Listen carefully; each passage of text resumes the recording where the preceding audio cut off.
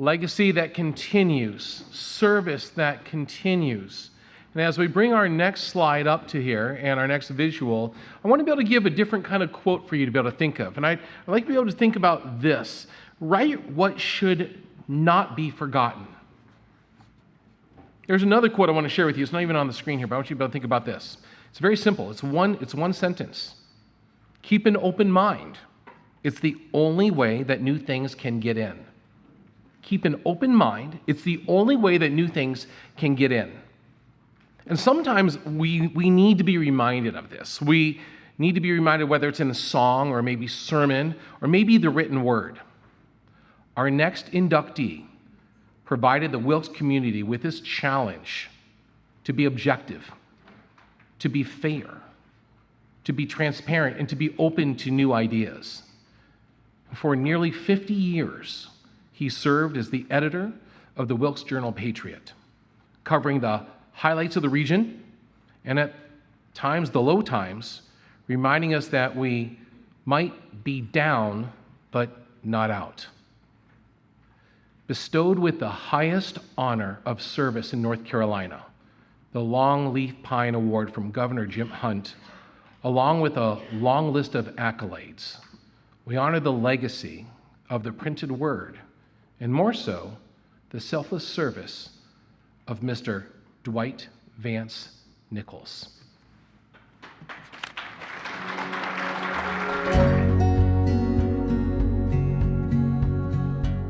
I'd say there's very few people in the 50s that did not know Dwight Nichols. You couldn't help but see him when he walked in the crowd, had a corncob pipe, and he did it every 3 seconds. Didn't have a stranger. He talked to anybody and everybody. He was a great friend.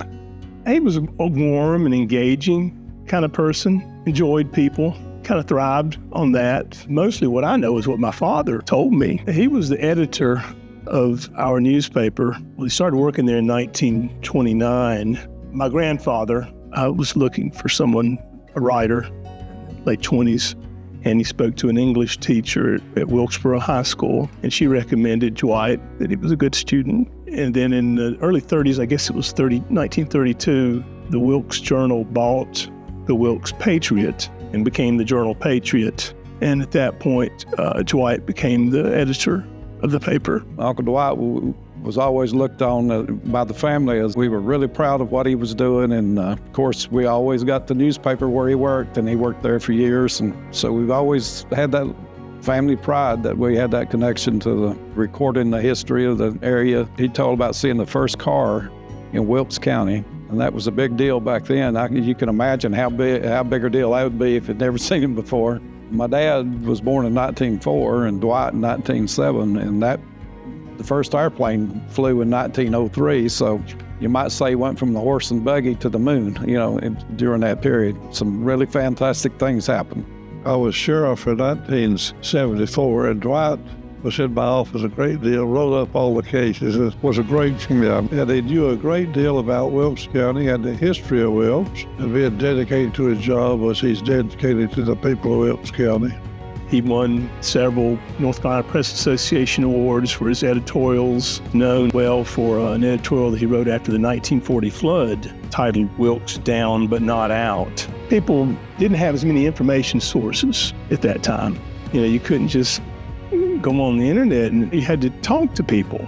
You had to go to places. I think he was perceived as representing the county well and being of the county, that kind of thing. He had a real inquisitive mind. He loved history, and I think he came along at the right time in history. I don't think there's any time in the history of the world that man saw that much change that quick. He wanted to record all that, and he would report the news and let you decide. He wouldn't try to sway you one way or the other. He'd just report the facts, and he was known as a very fair person. It just makes me proud that history was recorded by my uncle. He respected you. That's one of the things.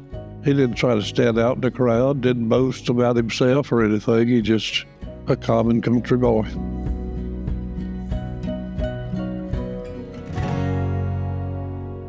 And accepting the award for Dwight Nichols, would you please welcome to the stage Miss Nan Van Hoy. Round of applause, please.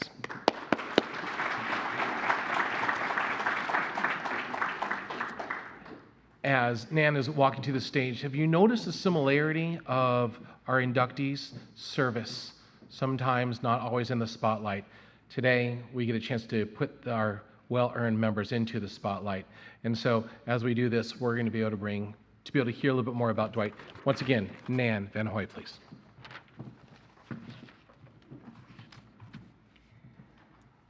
It's with a great deal of pride in my father that I accept this on his behalf. As was said before, if my dad were still with us, this would have been a really hard sell. He wouldn't have let me do it. He was not one to appreciate accolades or to himself be in the limelight.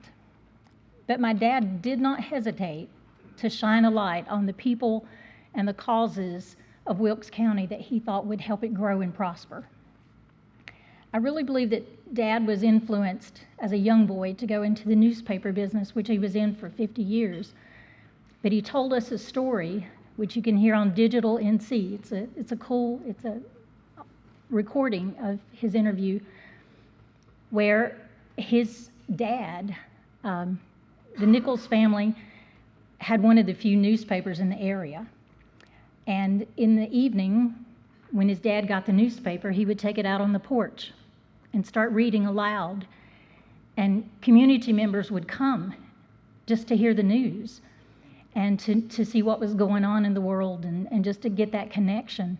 My dad was young at the time, but I think that really influenced him to see how important news was to people and how it really helped them to be able to make good decisions if they knew what was going on. My dad understood the difference between fact and fiction, and he didn't try to pass one off as the other. He was, all the accounts that you read from his contemporaries and reading his newspaper articles were that he presented information to inform people and then let them make their decision. He let people know what the possibilities were, but he helped garner support for so many things like pushing the bond through for Wilkes Community College and starting Kerscott and the first YMCA in Wilkes, the consolidation of the 8 high schools, really small ones, into 4. And he was supportive of these efforts, and Dr. Thompson, Howard Thompson, mentioned in one of the newspaper articles that he didn't know quite how Dad swayed people, but he did. And that they were really glad that he did because he was a powerful force to garner support for things. My dad loved his family. He loved his church. He loved his westerns. That was either in print or on screen. Even got to see a few ghost towns out in the West. He loved the Blue Ridge Parkway. And some of his work is still evident on the Parkway because he wrote articles about the families up there, and some of those articles are quoted in the signage and the pamphlets and things that they have on the Parkway. He was an avid gardener. That was his hobby. So at 5, when he got off work, the suit and tie came off, the overalls went on, and he stayed in the garden until darkness ran him in. But he was good at that too. Along with his brother, my Uncle Ted, they actually won awards for their hybrid of sweet white corn that was considered to be one of the favorites in the state. They won 8 different first place in North Carolina, and then entered it in the Chicago Grain Fair of all places, and it won there. There's an article over here in the display from the Journal Patriot in which my dad is noted to be, quote, a man of quiet competence. I think that's very apt. I think that really describes my dad. I wish he had gotten to write his memoirs, but he didn't. That would have been a really interesting read because he could tell some good stories. But on behalf of his children, grandchildren, great-grandchildren, nieces, and nephews, we thank the Hall of Fame Board for including my dad and honoring him in the class of 2025.